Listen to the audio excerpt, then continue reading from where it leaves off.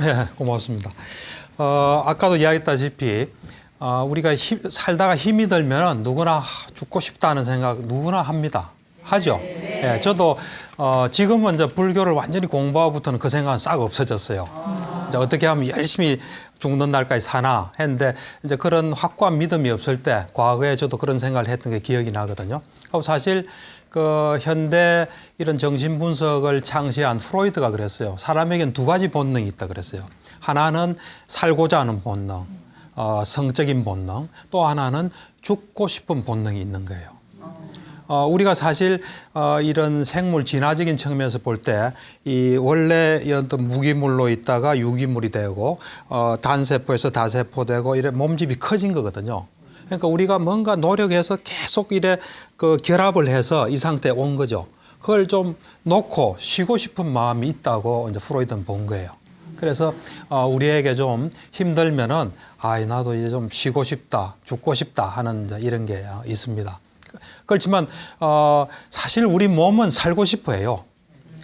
우리 몸 세포가 살기 위해서 엄청난 노력을 해요. 죽고 싶다는 건 그냥 생각이에요. 생각에 불과해요. 우리 몸은 절대로 죽고 싶지 않습니다. 우리 몸과 마음은 굉장히 살고 싶어 해요. 이제 그런데 우리가 어렵다 보니까 죽고 싶다는 그냥 생각이 드는 거예요. 그 생각에 넘어가면 안 됩니다. 정말 우리 몸과 마음이 원하는 것, 우리가 원하는 대로 살아야지 잘못하면 후회해요. 사실 보면 살기 해롭대서 이래 농약 마시고 이래 병원에 실려가거든요. 실려가서 그 사람들이 죽지 않고 할 때 막 살려고 막 발버둥 쳐요. 그게 사실 우리예요. 예. 그래서 우리가 그런 생각이 들 때 또는 그런 유혹에 빠질 때 그걸 잘 넘어가는 게 필요한데 이제 오늘 여러분들이 어떻게 그런 마음을 넘기고 또 그런 사람이 있을 때 어떻게 도와주나 이제 이거를 여러분들과 좀 이야기를 하려고 합니다. 우리나라에 하루에 몇 명 자살로 죽는지 아시나요? 몰라요. 예. 통계는 이제 두 가지가 있습니다. 경찰청 통계가 있고 통계청 통계가 있는데 경찰청 통계가 더 정확하다 그래요.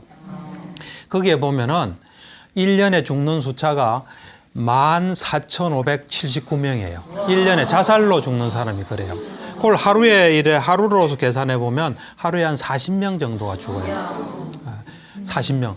그래서 시간으로 계산해 보니까 36분마다 한 명씩 자살하고 있습니다. 생각보다 굉장히 많이 자살하고 있습니다. 그리고 비공식적인 통계를 포함해서 이래 보면은 우리나라가 대략 한 10년 전부터 OECD 국가 중에서 자살률 1위예요. OECD 선진국들 모임이거든요. 거기에서도 우리가 첨단 톱을 달리고 있어요. 좋지 않은 현상입니다. 그래서 근데 이제 참 중요한 건 뭐냐면 하루에 우리가 40명이 자살을 한다. 그러면은 그 자살에 이제 성공한 사람이 40명이에요. 자살을 기도한 사람도 있겠죠. 그래서 뭐 죽지 못했든지 어쨌든 그 자살 기도자의 비율을 아주 좁게 보면 10배를 봐요. 10배. 그러니까 10명 정도 자살 기도했다가 한 명이 성공하는 거죠. 그건 가장 좁게 보는 거예요. 좀 넓게 보면 한 30배 정도 봐요. 그러면 좁게 보더라도 한 400명이 자살 기도를 하는 거예요.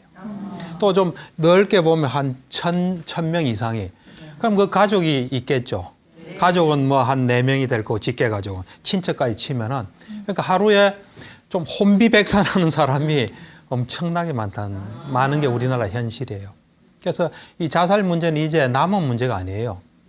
여러분 주위에도 이래 뭐 이웃이나 이런 사람이 혹시 있지 않습니까? 있죠. 가까이 지내던 사람이 뭐 하고. 참 보면 저 사람 저 다르게 생각하면 될 텐데 하는 사람. 그런 사람도 자살 많이 해요. 그래서 이제 자살은 남의 문제가 아니에요. 우리 이웃의 문제고 좀 심하면 우리의 문제일 수 있어. 우리 가정에.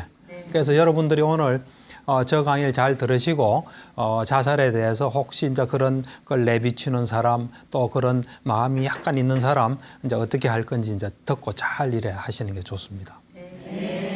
네, 정말 어마어마한 숫자인데요. 그렇죠. 말씀을 듣고 보니까 정말 충분히 내 주변에서도 그런 일을 그렇죠. 당할 수가 이제 있겠구나. 남의 아니에요. 우리나라의 자살의 특징이 뭐냐면은 지도급 인사들이 자살을 많이 해요. 전직 대통령도 하죠. 사랑을 듬뿍 받는 유명 스타도 하죠. 뭐 각계각층에서 하기 때문에 그 사람들이 미친 영향이 클 수 있습니다. 네. 그러면 이렇게 자살하는 사람들의 심리 상태는 어떤 건지가 또 궁금해지는데요. 네, 그래서 이제 우선은 자살하는 사람들이 어떤 심리에 있나 이걸 이제 우리가 잘 알아야 됩니다. 사실 저는 정신과 의사이기 때문에 환자를 매일 보지 않습니까? 매일 볼 때 항상 관심사는 이 사람이 자살하고 싶은 의도가 있나 없나 그걸 항상 체크해요. 그러니까 이제 진료실에서 이래 물어보다 보면 스스로 이야기해요. 대부분 다 죽고 싶다. 그리고 이제 그런 말 안 하는 사람한테는 물어도 보아요. 물어도 보면은 죽고 싶은 마음이 있다면 구체적으로 생각을 해봤나, 어떻게 생각해봤나, 과거에 시도했나 안 했나 그걸 우리는 자세히 물어봐요. 왜냐하면 그 사람을 자세히 알아야 우리가 도울 수 있기 때문에. 그래서 이제 그런 사람들 이래 보다 보니까 저는 다른 사람이 경험 못한 걸 많이 했죠. 자살에 성공한 사람을 만날 수는 없습니다. 예, 자살 문턱까지 갔던 사람들 이야기를 내가 많이 들었어요. 많이 들으면서 느낀 게 뭐냐면 우리는 괴로우니까 죽고 싶다. 뭐 괴로우니까 죽으려고 하겠지. 그거하고는 좀 다른 상태에서 자살들을 많이 합니다. 제가 이래 들어보면 이제 여러 부류가 있는데 대부분이 굉장히 심각한 상태에 있어요. 어떤 지금 기억나는 30대 여자 환자는 자기가 이런 이야기를 해요. 저보고. 선생님, 뭐 괴로워서 죽는 줄 아십니까? 그래요. 그 이야기를 들어보니까 괴로워서 죽는 게 아니래요. 자기가 어떤 생각을 골똘히 하다 보면 이제 자살해야 된다는 결론에 도달하고 그 결론에 도달해서 자살하는 거예요. 그러니까 이제 자기 경우는 그랬대요. 다른 사람들이 내가 죽길 바란다. 그리고 나도 그렇게 하는 것이 모두를 위한 길이다 하고 자살하려고 한 거죠. 예. 하다가 이제 어떤 계기로 안 하게 됐는데 그래서 이제 제가 자살을 이래 문턱까지 가거나 자살을 심각하게 생각했던 사람들 이야기를 들어보니까 이 사람들이 우리가 생각하는 것 이상으로 굉장히 힘든 상태에 빠져 있어요. 몸과 마음이 굉장히 힘들어요. 그러니까 그 사람들이 표현을 이래 얘기해요. 나도 정신과 환자고 살아면서 힘든 게 많은데 그거는 힘든 것도 아니래요. 그때 자살을 골똘히 생각할 때 상태는 몸과 마음이 너무너무 힘든 상태래요. 그래서 그때는 오로지 이 죽을 것만 생각한대요. 어떻게 하면 이걸 벗어나고 어떻게 하면 죽을 수 있나. 딴 생각은 들지는 않대요. 그러다가 이래 탁 죽는 거예요. 이렇게. 근데 그때 어떤 변화가 오면은 살 수 있대요. 변화란 건 뭐냐면 그때 되면 이제 잠도 못 자는 거죠. 그때 뭐 수면제를 이제 의사가 처방한 수면제를 먹고 푹 잔다든지 또는 누구랑 이야기한다든지 그 사람들이 그런 분들이 느끼는 몸과 마음의 엄청난 고통도 정신과 약으로 좀 이렇게 덜어줄 수가 있거든요. 그래서 약을 먹고 좀 나아진다든지 하여튼 어쨌든 변화가 오면 거기서 벗어날 수 있는 거예요. 근데 그런 변화 없이 그 사람이 쭉 가게 되면은 예측할 수 없습니다. 이제 그런 경우가 있고요. 또 어떤 사람은 보면 이제 대부분이 몇 가지 유형으로 나눌 수 있습니다. 어떤 사람은 지금 자기가 굉장히 어려운 환경에 있는데 이것이 시간이 지나더라도 호전된 기미가 없는 거예요. 그러니까 계속 절망의 연속에서 더 괴로워질 거다. 그런 그 마음, 저 생각 속에 깊이 빠지는 거예요. 그래서 더 살면 더 살수록 괴로우니까 여기서 어떻게 좀 괴로움에서 벗어날 수 없을까? 이제 이래가 하는 사람도 있고 또 이제 또 많은 유형 중에 하나가 이건 이제 좀 정신병적인 상태예요. 정신분열증 환자들 이래 보면 귀에서 소리가 막 들려요. 죽어라, 죽어라. 또는 너가 죽는 것이 너 가족을 살리는 길이다. 뭐 어떤 사람은 이런 생각도 이야기를 해요. 자기가 한창 상태가 안 좋을 때는 가만히 시간이 지나면 나는 무조건 죽는 거예요. 그렇지만 내가 죽으면은 가족은 살릴 수 있다 하는 것이 자기한테는 그냥 현실로 느껴져요. 우리가 들으면 이상하잖아요. 근데 그 사람한테는 그 순간에 그게 현실이에요. 그래서 내 몸 던져서 내 가족이라도 살리자. 어차피 난 죽는 거니까. 이래서 이제 죽으려고 시도하는 사람도 있고, 또 이래 보면은 하여튼 막 이래 누가 자기를 미행하고 막 이런 상태에서, 그러니까 하여튼 상태가 안 좋은 상태예요. 그래서 우리 그 뭐 연예인들도 죽었잖아요. 여러 명 죽었을 때 저는 그 사람들이 굉장히 괴로운 상태에 있었다 이런 생각을 내가 많이 해요. 도저히 자기로서는 다른 길이 없는 거예요. 그러고 시시각각 너무 괴롭고 괴로운 생각만 계속 머릿속에 들고 그 속에서 사람은 조금이라도 나은 걸 찾는 게 사람이에요. 죽는 게 덜 괴로우면 죽는 쪽으로 갈 수 있는 거예요. 지금 있으면 너무 괴로우니까 내가 죽는 게. 그때는 자기를 잡아주는 사람도 없고 자기를 잡아주는 어떤 올바른 깨달음이나 믿음이나 아무것도 없는 거예요. 오로지 너무 괴로우니까 괴로운 거 피하겠다 하는 마음으로 이제 그래 하는. 이제 그게 대략적으로 이래 죽음을 앞둔 사람들, 자살로 가는 사람들의 어떤 특징인 것 같아요. 그리고 제가 언젠가 어떤 사람이 쓴 책을 보니까 그 사람도 결국 자살했어요. 이 사람이 쓴 글을 보니까 그 사람도 굉장히 많이 배우고 활동도 많이 했던 분인데 글이 보니까 굉장히 혼란한 상태에 빠져 있어요. 그러니까 상식적인 그런 게 아니더라고요. 그러니까 이제 그런 상태에 있다가 죽음을 선택하게 되는. 그래서 그 상태에 가기 전에 여러분들이 그 사람들을 잡고 대화도 하고 건져야 돼요. 또 오랜 기간 중병으로 고생하시는 분들도 또 그런 마음을 드시는 경우가 그렇죠. 있는 것 같아요. 보면은 암으로 이래 암 환자들 자살률이 보통 사람보다 한 두세 배 높습니다. 암 환자는 보면은 처음에는 희망을 좀 가지겠죠. 나도 치료하면 나을 수 있지 않을까 하는데 암은 점점 퍼지고 몸은 나빠지고 돈은 자꾸 쓰고 가족들한테 돈만 쓸 거 아닙니까? 그렇게 되면은 그런 생각을 하기가 쉽죠. 네. 그때 우리 행복 전도사인가 그분 네. 자살하신 분도 뭐 여러 가지 말은 많았겠지만 그분으로서는 굉장히 힘들었을 거예요. 힘들고 또 돈 손해 가는 거 뭐 여러 가지 생각을 했겠죠. 그럴 때 정말 그 사람을 붙잡아주는 뭐가 없이는 우리가 그 사람 거기서 나오기는 힘듭니다. 왜냐면 그것도 일리가 있지 않습니까? 네, 일리가 있기 때문에 다른 건전한 정말로 올바른 뭐가 없으면은 이거는 힘듭니다. 네. 네. 어떻게 보면 마음의 균형이 깨진 상태에서 그런 그렇죠. 한쪽으로만 딱 쏠렸고 그 면만 딱 보는 거죠. 네. 예. 그러면 이렇게 자살을 생각하는 사람들은요, 네. 꼭 죽어야겠다 이런 네. 확고한 의지랄까요, 그런 결심을 갖고 시도를 하게 되는 건가요? 그렇죠. 그 좋은 질문이신데요. 보면은 자살에 대해서 여러분들이 좀 잘못 알고 있거나 확실히 좀 잘 모르는 뭐 몇 가지가 있거든요. 그걸 좀 일단 확실히 하는 게 좋을 것 같아요. 뭐냐면 첫 번째가 세 가지를 지적할 수 있는데 제일 첫 번째가 뭐냐면 어떤 사람이 난 죽고 싶다 하면 저 사람은 정말로 죽을 사람은 아니야. 이래 생각하는 게 여러분들 혹시 있습니까? 좀 있죠. 뭐 안 그러신 분도 있지만 그 생각은 잘못된 생각입니다. 나중에 자기 목숨을 끊는 엄청난 일을 하는 사람도 처음 시작은 괴롭다, 힘들다, 죽고 싶다부터 시작해요. 그리고 실제로 통계적으로 이래 해보면은 자살하는 사람들이 보면 죽고 싶다 이래 옆에 사람들 이야기하는 확률이 거의 한 75% 정도 됩니다. 그래서 많은 사람들이 자살하는 의도가 있는 사람이 자꾸 죽고 싶다 이런 이야기를 해요. 예, 그러니까 어떤 사람이 죽고 싶다 할 때는 저 사람이 뭐 죽고 싶다는 말로 끝날 수도 있지만 자살까지 갈 수 있는 그 어떤 위험성이 있다 이렇게 생각하셔야 돼요. 예, 그게 일단 하여튼 죽고 싶다 하면 여러분들 딱 경각심을 가지고 딱 지켜봐야 돼요. 누가 말하든 간에 죽고 싶다 이러는데 뭐 그냥 별로 신경도 안 쓰면 그 사람 어떻게 생각하는지 알아요? 난 죽어도 되는 모양이다. 난 별로 가치 없는 사람이구나. 내 죽길 바랐나? 이렇게도 생각해 볼 수 있어요. 좀 이따 나중에 자세히 이야기하지만 죽고 싶다 또 자살 쪽으로 한 걸음 한 걸음 가는 사람들은 우리하고 심리가 다릅니다. 그래서 우리 말을 이상하게 받아들여요. 왜곡해서 받아들이기 때문에 굉장히 말 조심해야 돼요.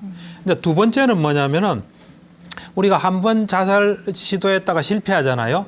그러면 이제 그 사람들은 정신 차리고 이제 다시는 안 그럴 거다. 이래 생각하시는 분도 좀 있는 것 같아요. 근데 그것도 아니에요. 저 같은 경우는 누가 자살 기도했다 하면 굉장히 신경을 써서 봅니다. 왜냐하면 다음에 또 시도하니까요. 그러니까 보통 시도한 사람이 한 15%에서는 꼭 또 시도해요. 그러다가 한 5%는 자살로 끝나요. 그러니까 우리가 한번 시도했다면 다음에 위험성이 굉장히 높습니다. 그래서 처음에 어떤 식으로 시도했는지 또 그걸 시도하고 실패했을 때 어떻게 느꼈는지 또 그다음에 주위 가족들이 어떻게 했는지 또 어떤 사람이 자살을 시도할 때는 문제가 있었을 거 아니에요. 그것이 좀 호전됐는지 호전이 안 되면 또 될 수 있어요. 예를 들면 부부간에 사이가 안 좋고 경제적으로도 안 좋고 이러면은 자살하고 시도했는데 부부관계는 더 안 좋아지고 경제적인 건 해결이 안 됐다. 그러면 그건 위험성이 언제나 있는 겁니다. 해결되지 않고는 위험성 계속 있는 거예요. 그래서 누가 자살 기도를 한번 했다. 그러면은 그 사람에게서 그 마음이 완전히 없어질 때까지는 굉장히 조심해야 돼요. 조심하고 잘 관찰하고 우리 지성이면 감천이다 그러잖아요. 그래서 관심을 자꾸 가지면 살릴 수 있어요. 예. 그다음 이제 세 번째는 뭐냐면 이 자살하는 사람은 죽으려는 마음이 확고하다. 이런 생각하는 사람도 많거든요. 근데 그렇지 않아요. 죽는 순간까지 죽어야 되나 살아야 되나. 죽으면 힘들 텐데 죽으면 차라리 편하지 않을까. 이렇게 갈등을 계속해요 사실은. 그러면서 또 누가 나를 잡아줘야지. 이런 것도 있고 제가 옛날에 상담했던 그 학생은 자기 집이 3층이래요. 3층 옥상에 걸터 앉아가지고 살아야 되나 죽어야 되나 이러다가 몸 균형을 잃고 떨어진 거예요. 그래 허리 다쳐가지고 뭐 저하고 이야기를 한 적이 있는데 그러니까 사람이 자기 목숨 끊기는 쉽지 않습니다. 아까도 이야기했다시피 우리 몸 세포마다 살고자 하기 때문에 자기한테 위험 신호가 오면 적극적으로 반응해요. 여러분들 높은 빌딩 가까이 한번 가보세요. 다시 오게 되죠. 손목 한번 그어보세요. 아파서 못 그어요. 근데 문제는 자살 쪽으로 자꾸 가면은 이런 통증에 대한 것도 달라져요. 정신과에서는 연구를 많이 했거든요. 우울증이 되면 통증에 대한 지각도가 틀려져요. 보통 사람 아픈데 그래서 안 아파요. 또 역으로 또 만약 그와 비슷하게 높은 데 가면 막 무서워야 되는데 안 무서운 거예요. 이미 몸이 바뀌어 있는 거예요. 그렇기 때문에 우리가 자기도 모르게 서서히 그런 쪽으로 가는 거예요. 예, 그래서 하여튼 대략 요 세 가지는 여러분들이 조심하시고 먼저 좀 알겠습니까? 네. 예. 대략 그런 것들을 조심해야 됩니다. 말씀을 들어보니까 정말 그런 마음을 먹은 사람이 주변에 있다면 더욱더 관심을 갖고 그렇죠. 지켜봐줘야 될 것 그렇죠. 같은데 예. 그럼 좀 더 구체적인 자살 전조 그런 증상, 현상 같은 게 있을 것 같아요. 전조 현상이 있습니다. 있는데 제일 중요한 건 아까 제가 얘기했다시피 그런 뜻을 내비치는 거예요. 나 죽고 싶다. 내가 이렇게 살아서 뭐 하겠나. 뭐 죽고 싶다는 그 말이 제일 전조 증상으로 제일 흔하고 굉장히 중요합니다. 두 번째는 뭐냐면 이거는 이제 앞에 1번보다는 좀 덜한데 평소에 종교에 관심을 전혀 안 가진 사람이 심각한 표정으로 스님을 찾아가든지 또 성직자를 찾아가서 이래 상담하는 사람들 있죠. 그런 사람도 좀 조심해야 됩니다. 평소엔 종교적인 관심이 없는데 심각하게 찾아가서 뭐 죽으면 어떻게 됩니까? 내지는 삶의 의미가 뭡니까? 이럴 때 또 조심해서 그 사람을 이래 타크해야 돼요. 그다음 세 번째는 이제 사람한테 변화가 옵니다, 사실은. 어떤 변화가 오냐면은 뭐 음식을 잘 안 먹는다든지 얼굴이 좀 달라져요. 저 경험에는 이래 사람을 보면 우리 흔히 하는 말로 사색이 끼었다 이런 말 하지 않습니까? 저는 그걸 좀 느끼겠더라고요. 어떤 사람을 이제 제가 지금도 기억나는 환자인데 이분이 저한테 한 번을 와서 상담을 했어요. 한 번 그렇게 길게도 아니고 와서 했는데 자기 부인이 어떤 종교에 빠져서 집안 재산도 날리고 가출한 상태다고 그러면서 내가 도저히 아무리 말해도 되지 않고 자기 너무 절망스럽고 힘들다고 하는데 그 얼굴을 봤을 때 얼굴이 좀 이상하더라고요. 흔히 이제 그런 사색이 있는 그런 얼굴이었어요.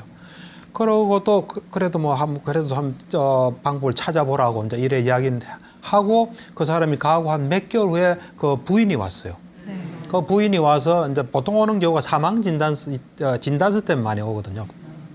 와서 하는 말이 그분이 자살을 했다 그러더라고요. 그 어떤 산에 가가지고 산 속에서 그 했다면서 그래서 근데 그분이 그렇게 뭐 반성하는 것 같지는 않았어요 그때 안 하는데 하여튼 그럴 때 돌이켜 이래 보면은 그분의 얼굴이 좀 평소 남다른 얼굴이었어요. 그러니까 여러분도 얼굴색이 확 바뀌잖아요.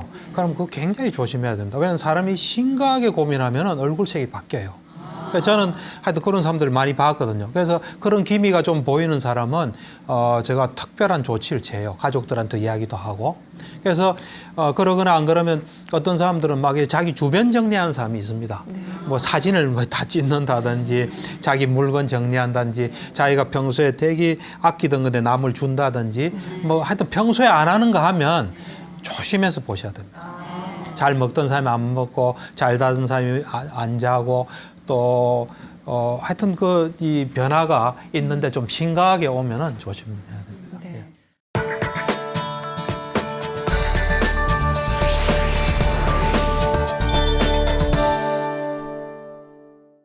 지금까지 이렇게 박사님께서 예, 예. 자살하는 사람들의 심리 상태와 또 전조 현상에 대해서 쭉 말씀을 해주셨는데 예, 예. 누군가 옆에서 왜 죽고 싶다 이렇게 얘기를 하면 예, 예. 불안하고 무서워서 이렇게 도와줄 수 있는 방법들을 잘 모를 예, 수도 있을 그렇죠. 것 같아요. 예, 예. 이들을 도울 수 있는 방법 좀 알려주세요. 그러니까 우선은 여러분 지금 자살 위험성에 있는 사람 이 사람 우리는 도와야 됩니다. 도와야 되는데 제일 중요한 거는 뭐냐면 그 사람들을 말을 잘 들어줘야 돼요. 아까도 이야기했다시피 그 사람들은 우리하고 심리가 달라요. 심리가 다르기 때문에 우리 말을 이상하게 해석할 수 있어요. 제가 지금도 기억나는 대학생인데 이 대학생이 대학 상담실에서 상담을 하고 저한테는 잠을 못 자니까 수면제를 처방을 받아 갔어요. 그래서 한동안 쭉 다니다가 이 사람이 안 왔어요. 안 왔는데 그러고 한 몇 달 후에 그 어머니가 오셨는데 그래 그 애는 요즘 안 오는데 왜 그렇습니까? 이러니까 자기 아들 자기가 죽였대요. 그래서 왜 그런 말씀을 하십니까? 하니까 죽는 날, 자살하는 날 죽고 싶다 하니까 그래 넌 나가 죽는 게 좋겠다. 그러고 나가서는 죽었대요. 그러니까 그 이야기를 제가 듣고 참 좀 안타고 뭐 부모는 전혀 죽으라는 뜻으로 말한 건 전혀 아니에요. 아닌데 그 사람이 오해를 한 거예요. 그러니까 여러 가지 뭐 또 이야기를 들어볼 수 없으니까 추정하지만 그래 말하면 이제는 엄마까지 내가 죽길 바라구나. 나는 도저히 살 가치가 없고 너 왜 잉여인간으로 살아있느냐 그렇게 해석할 수 있어요. 그렇기 때문에 일단은 그렇게 죽고 싶은 생각이 있는 사람한테 말 조심을 해야 됩니다. 함부로 말하는 건 좋지 않아요. 예를 들면 어떤 사람이 난 죽고 싶어 하니까 그래 너는 뭐 사는 게 별로 의미가 없는 것 같다. 밥만 축내는 것 같다. 이렇게 이야기하는 건 설사 그 사람이 그렇더라도 그래 이야기해서는 안 됩니다. 그러니까 우선은 말 조심을 해야 돼요. 그다음 두 번째는 뭐냐면 관심과 내가 할 수 있는 최대한 걸 하는 게 제일 좋습니다. 그렇게 할 때 그래도 나는 살만한 가치가 있고 내가 의미가 있구나. 나를 생각하는 사람이 있구나 해서 그 사람한테는 그게 굉장히 중요합니다. 그래서 우선은 그런 말을 하는 사람한테는 그 말에 대해서 굉장히 신중하게 해야 되고 그다음에 충분한 관심을 가져야 돼요. 그리고 내가 관심을 못 가질 때는 좀 이래 관심 보일 만한 사람 연락해서 이래 하게 해야 돼요. 그리고 내가 정 바쁘면은 다른 사람이 그 사람 도와주게 하고 내가 시간 있을 때 또 가게 하고 내가 못하면 남이라도 돕게 해줘야 돼요. 그리고 가족한테 알려야 되고요. 우리는 사실 아는 것 같아도 몰라요. 말 안 해주면 잘 모릅니다. 그래서 충분히 그 사람을 하여금 내가 혼자가 아니다. 죽는 사람 보면 그 사람 죽을 때는 아무도 없어요. 그 사람 속에. 잡아주는 사람이 없는 거예요. 우리가 잡아주는 사람이 돼야 돼요. 그리고 연락을 자주 해야 돼요. 사람이 제일 궁금한 게 전화래요. 그래서 전화하면 대부분 받는데요. 그러니까 그렇게 한 사람한테는 자꾸 전화도 하고 또 내가 못할 때는 그렇게 하고 그다음 아까도 이야기했다시피 그렇게 그 사람들은 하여튼 특별히 괴로운 상태에 있습니다. 그러고 이 자살하는 사람들 중에 한 3분의 1은 정신장애가 있는 사람이에요. 제일 많은 게 우울증이고요. 정신분열증, 알코올 중독 이런 사람들이 많거든요. 그래서 우선은 치료를 받게 돼요. 그리고 도저히 이 사람은 죽을 것 같아 하면 입원을 시켜야 됩니다. 강제로라도 119 불러가지고 입원시켜야 돼요. 그리고 또 치료받게 하고 자게 하고 어쨌든 그 순간을 좀 넘겨줘야 돼요. 그리고 어떤 사람 보면 저하고 같이 근무했던 그분이 그런데 이제 우리는 환자를 치료하는 입장 아닙니까? 환자하고 절대로 내기하지 마라 그러더라고요. 왜 그럽니까? 그러니까 자기 동료 정신과 의사인데 레이던트 때죠. 어떤 환자가 죽고 싶다 자살하고 싶으니까 절대로 당신 안 죽는다. 그러니까 내기하자 이래 된 거예요. 내기를 한 거예요. 하고는 죽은 거예요. 그런 거 안 해야 됩니다, 절대로. 설사 그런 확신이 들더라도 그런 걸 하면 안 되고, 그리고 이제 보면 어떤 사람은 나는 죽고 싶다 하면은 그 사람 너 죽고 싶나 뭐 어느 정도 죽고 싶은데 하고 말을 받아주면 그걸 기정사실화하는 것 같아서 겁이 나서 아예 막 그걸 덮어버린 사람이 있어요. 여러분도 좀 그렇지 않으세요? 네. 예, 그거 하시면 안 됩니다. 괴롭다 하면 어느 정도 괴롭나, 죽고 싶다 하면 어느 정도 죽고 싶나, 뭐 생각도 해봤나, 시도도 해봤나, 또 도움도 청해봤나 하고 자세히 물어보는 게 좋아요. 그렇게 이야기하는 가운데 말하는 가운데 풀려요, 사실은. 그러고 나에 대해서 저렇게 관심 가진 사람이 있구나 하는 데서 이래 변화가 옵니다. 그렇기 때문에 여러분들이 그걸 너무 겁내지 말고 충분하게 이야기하고 상식적으로 판단해서 내가 볼 때는 좀 너무 이상한 생각을 많이 하니까 치료를 받아야 되겠다든지 너가 이거는 이렇게 생각하는 게 좋다든지 하여튼 최대한 하고 내일 때 내가 올 거니까 내일까지는 죽지 말고 있으라든지. 진료실에서 보면 우리 정신과체에 그런 게 많이 있어요. 환자하고 이제 했는데 환자가 도저히 죽고 싶다. 난 오늘 밤에 상담 끝나면 죽는다 하니까 그러지 마라. 내일 상담 시간 올 때까지는 살아있어라. 내하고 약속하자. 이래가지고 다음에 이제 죽을라 했는데 그 약속은 지켜야 되기 때문에 왔대요. 그래서 그냥 썩 없어졌대요. 그러니까 여러분들이 어쨌든 희망을 줘야 돼요. 그럴 때 평소에 쟤는 뭐 좀 그 살만한 가치도 없으니까 그럴 때 은연중에 썩 노는 수가 있거든요. 그럼 그게 치명적이 될 수 있습니다. 예. 그러니까 여러분들이 어쨌든 관심을 가지고 이제 그걸 해야 되고요. 그리고 이제 제가 치료자로서 하는 말인데 자살하는 사람들 이야기를 죽고 싶다는 사람들 이야기를 들어보면 죽고 싶은 것도 하나의 해결책이에요, 사실은. 살다가 힘들거든요. 그럼 죽으면 끝나지. 그것도 하나의 해결책이에요. 그러니까 나름대로는 뭔가 위안이 되는 거예요. 그런데 그게 문제가 뭐냐면 내가 죽으면 끝이지 하면 지금 상황이 오래 있는데 이거보다 점점 악화시켜요. 예를 들면 내가 주식 투자를 했어요. 그래서 이제 현금 가진 건 다 날렸어요. 집이 하나 있어요. 그러면 집은 보존해야 될 거 아닙니까? 그런데 죽으면 끝이지 하면은 그것도 투자해서 날리면 죽으면 되지 해가지고 점점 극단적으로 가요. 그래서 저 같은 경우는 죽고 싶은 환자가 있다. 죽고 싶다. 또 심가에 생각한다면은 당신이 죽으면 끝이지. 또 죽으면 뭐 이제 되지 않은 생각이 있냐고 물어보면 대부분 있거든요. 그러면 그거를 이제 잘 이래 해야 돼요. 안 그러면 상황을 점점 악화시켜요. 악화시켜서 나중에 자기도 감당을 못 해요. 그래 되면 나중에는 정말 죽어야 되는 상황으로 가는 거예요. 그러니까 지금 여러분들이나 저나 뭐 상황이 아무리 나쁘다 하더라도 더 나빠질 수 있습니다. 뭐 추락하는 건 끝이 없다 그랬잖아요. 지금이라도 여기서 유지하고 올라가야 됩니다. 그걸 이제 그 사람들하고 상의를 해야 돼요. 그러니까 죽고 싶은 사람은 그걸 꼭 우리 치료자로서는 체크를 합니다. 그러니까 여러분도 죽으면 끝이지 하면 자꾸 극단적이 되거든요. 죽으면 끝이 아닙니다, 절대로. 네. 보통 왜 자살은 죄악이다 이렇게 많이 얘기를 하잖아요. 그러면 이 자살에 대해서 불교에서는 어떻게 얘기를 하고 있는지가 참 중요한 이야기인데요. 아까도 얘기했지만 우리가 살기 힘들면 누구나 드는 생각이 죽고 싶은 생각이에요, 사실은. 여러분들 힘들면 자고 싶잖아요. 죽는 것도 자는 거 아니에요, 어째 보면. 그래서 이제 그런 유혹이 드는데 불교적으로 이야기하면 죽으면 끝이 아니에요. 죽어가지고 효과가 없어요. 죽을 수 있는 자격이 있는 사람이 딱 하나 있어요. 한 부류가 있어요. 그 사람은 죽으면 자기의 소교의 목적을 달성해요. 괴로움이 끝나요. 뭐겠습니까? 어떤 사람이 죽으면 끝나겠습니까? 어떤 수준의 이런 사람은 죽으면 끝나겠습니까? 여기 계신 분들은 아마도 죽으면 끝나지 않습니다. 아라한이라고 들어보셨어요? 아라한. 불교에는 부처님도 아라한의 한 분이에요. 성자가 쭉 있거든요. 그 중에 제일 높은 경지가 아라한이에요. 아라한은 윤회를 끝낸 거예요. 살아있으면서도 윤회할 수 있는 조건을 없앤 거예요. 이제 불교에서는 가래라 그러거든요. 뭘 우리가 이래 막 잡는, 소망하는 거. 다음 생도 사실 잡는 거예요.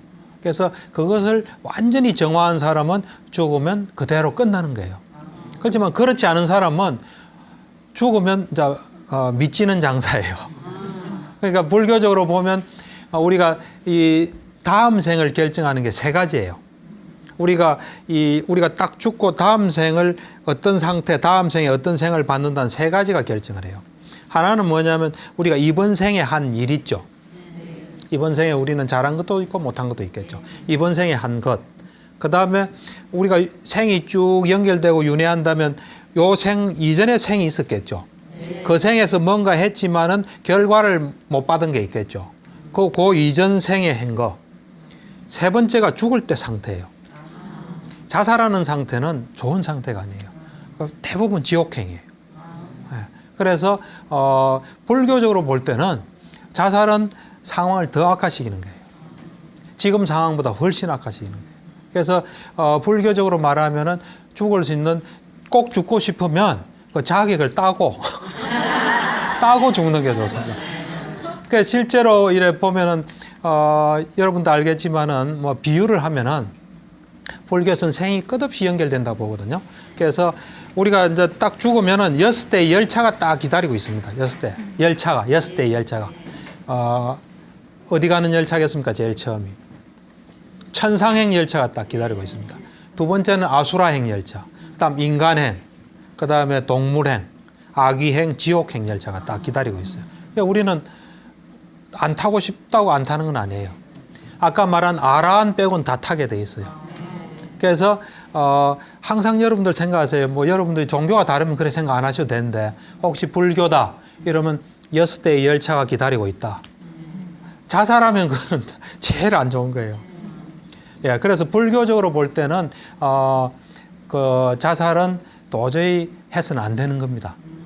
그래서 불교적으로 볼 때는 우리가 그 6대의 열차를 좋은 차를 타기 위해서 끊임없이 노력해야 되고 이제 우리가 불교에서 이 자살을 어떻게 보냐, 네. 이거는 이제 부처님께서 자살을 어떻게 보냐를 보면 알 수 있거든요. 이제 불교 초기 경전에 보면은 자살한 그 스님들이 3사람이 나와요. 3사람이. 3사람이 나오는데 그걸 보면은 부처님의 어떤 자살에 대한 견해를 알 수 있어요. 이제 한 분은 뭐냐면은 고디카라는 비구인데 이 사람이 이제 수행을 많이 해서 해탈의 상태에 도달한 거예요. 그런데 이 사람이 그걸 유지를 못하고 또 퇴전했어요. 그러니까 거기서 물러난 거죠. 그리고 또 노력해서 또 그 상태에 도달한 거예요. 그러고는 또 물러났어요. 6번을 반복했어요. 그리고 이제 7번째 딱 그 상태에 도달한 거예요. 그때 이 사람이 딱 보니까 다시 또 이래 떨어질 수 있는 상태였어요. 그 상태에서 자살해요. 그런데 그때 이제 불교는 마라라에서 뭐 이래 마라라 해서 악의 신이 있어요. 그 신이 이제 부처님께 당신 제자가 지금 자살하려고 한다. 막으라. 하는 사이에 자살해요. 하는데 그때 이제 그 부처님이 그 마라에게 이런 이야기를 해요. 이래 공부를 많이 한 사람들은 그렇게 목숨을 이렇게 바라지 않는다. 고디카는 이제 가래를 뿌리채 뽑아서 이제 완전한 열반에 들었다 이런 이야기를 해요. 그러고는 이제 제자들하고 그 자살한 데를 찾아가요. 찾아가서 고디카가 열반에 들었다 이래서 인정해줘요. 그걸 뭐 막고 그러지 않습니다. 또 이제 나머지 또 경전 2개가 있거든요. 그 나머지 경전에는 보면은 둘 다 지금 굉장히 병이 심하게 왔어요. 병이 굉장히 심하게 와서 이제 한 분은 부처님을 불러요. 부처님이 좀 오시게 요청을 해요. 그래서 이제 부처님이 가서 이제 여러 가지 이야기를 해요. 하고 난 뒤에 이제 부처님이 가시고 난 뒤에 그때 이 사람이 막 이래 조금 용기를 못 얻고 번민해요. 번민하니까 부처님이 사람을 보내가지고 너무 두려워하지 마라. 자살 방조 안 해요. 제 보면은 너무 두려워하지 마라. 해가지고 난 뒤에 그 사람이 자살해요. 네. 그래서 부처님께서 어찌 보면 지금 우리로서는 좀 극단적인 거 아니에요. 그렇지만은 부처님이 볼 때 지금 죽을 때 상태가 중요한 거예요. 또 한 경우에는 보면 그 사람도 이제 그분도 비구인데 이 사람이 이제 몸이 아프니까 그 당시에 유명한 제자 2분이 찾아가요. 찾아가서 이래 이제 병문안을 갔는데 그 비구가 그래요. 나는 이제 허물이 없이 자결하려고 한다. 소위 자살하려고 한다니까 그 같이 간 사리불이 물어봐요. 쭉 점검을 해요. 이 사람이 제대로 깨달았나 안 깨달았나 쭉 점검을 해보니까 깨달은 거예요. 그러니까 그래도 좀 뭔가 불안하니까 그 깨달은 걸 잘 유지해라 하는 말은 자살하지 말라는 거예요. 근데 자살해요. 자살하고 나니까 사리부리 부처님에 가서 이제 좀 미심쩍으니까 부처님 그 어떻게 됐습니까? 어디로 갔습니까? 그러니까 사리불 약간 꾸짖으면서 아까 저 찬나거든요, 이름이. 찬나가 허물 없이 죽는다고 했지 않느냐. 허물이 없다는 거는 이 가래를 다 없애고 윤회 안 한다는 거예요. 그러면서 이제 그 찬나는 그냥 열반에 들었다 이런 이야기를 해요. 그러니까 이 불교의 견해는 생은 계속 윤회해요. 윤회하는데 아직 죽을 만한 어떤 상태가 안 되면서 귀중한 시간 허비하는 것을 굉장히 경계해요. 불교에서는 사람으로 태어나기가 굉장히 어렵다 그랬거든요. 아까 제가 뭐 6대 열차 했죠. 밑에 세 열차가 좌석이 굉장히 많아요. 지옥행, 그다음에 악의행, 동물행이 좌석이 무지하게 많아요. 위에는 좌석이 별로 없어요. 어째 보면 우리가 이래 살다가 죽으면 그쪽으로 가는 거예요. 그런데 사람으로 나이가 어느 정도 어렵다고 이 부처님께서 직접 말씀하시냐면은 이 눈이 먼 거북이가 있어요. 눈이 먼 거북이가 100년에 한 번씩 이래 물로 올라와요. 올라오는데 이 바다에 큰 바다에 널빤지가 이렇게 떠돌아다니는데 그 널빤지에 이 중앙이 뿡 뚫혔어요. 거북이가 올라오면 거기에 딱 들어갈 수 있게끔 목이. 그것이 계속 떠다니고 거북이는 100년에 한 번씩 올라오는 거예요. 근데 거북이 눈이 멀었어요. 거기에 딱 끼일 확률이에요.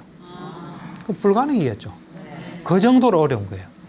그 어렵게 얻은 어떤 인간의 삶을 포기하지 말라는 거예요.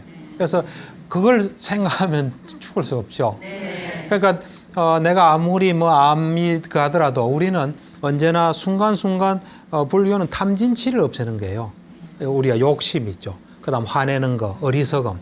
이걸 우리는 죽는 순간까지 계속 그거를 이래 닦는 게 우리한테 가장 필요해요. 그렇지 않고 죽으면 아이고 죽으면 편하겠다, 죽으면 끝이지, 그건 곤란해요. 네. 예. 근데 정말 힘든 상황에서는 왜 죽고 싶다 이런 생각이 들면 생각이 자꾸 생각을 부른다고요. 그렇죠. 아까 이야기했던 이상한 상태에 빠지는 거예요. 그 나름대로 이상한 결론에 도달하는 거예요. 이상한 결론에 도달해서 거기서는 그것만이 유일한 길로 생각돼요. 사람이 그쪽으로 자꾸 생각하면요, 그쪽 세계가 전개돼요. 그쪽 세계가 전개돼서 그러다가 아차하는 순간에 죽는 거예요. 어떤 경우는 뛰내리면서 내가 잘못했다 하는 사람도 있을 거예요. 그렇지만 이미 떨어지는 거죠. 그런 경우도 있을 수 있어요. 왜냐하면 우리 몸은 계속 살고자 하는 신호를 보내요. 순간적으로 그 신호가 차단됐는데 그게 신호가 다시 또 회복되면은 벌써 이건 잘못됐다는 게 큰일 났다는데 이미 없는 거죠. 그러니까 아까 이야기했다시피 죽으면 끝이면 어떤 선택도 할 수 있습니다. 사실은. 그렇지만 죽으면 끝이 아닌데 손해볼 일은 할 필요는 없죠. 그러니까 불교는 어떤 종교보다도 그 부분이 철저히 검증이 되어 있는 종교예요. 그래서 저는 그걸 확신해요. 그렇기 때문에 일체 이제 그거를 확신한 순간부터 이제 그런 생각 안 해요. 안 하는데 우리 이제 환자분 중에 특히 불교 믿는 분이 오시면은 내가 이제 불교니까 이제 그런 이야기를 충분히 해줘. 그래 어떤 분은 그러더라고요. 상담 마치고 다음에 와서 그때 자기가 너무 무서워서 이제 죽으면 생각 안 한다 그러더라고요. 이제 종교가 이래 불교면은 그런 이야기가 통할 수 있겠죠. 또 다르면 다르게 접근해야 되겠죠. 어쨌든 죽으면은 가족한테 많은 영향을 줘요.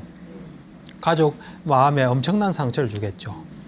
자기는 이제 내가 없어지면 편하겠지 하는데 편한 게 아니죠. 그 후회감, 자책감 어떻게 편하게 살겠습니까? 어찌 보면 남은 마음에 상처를 주는 거예요. 예.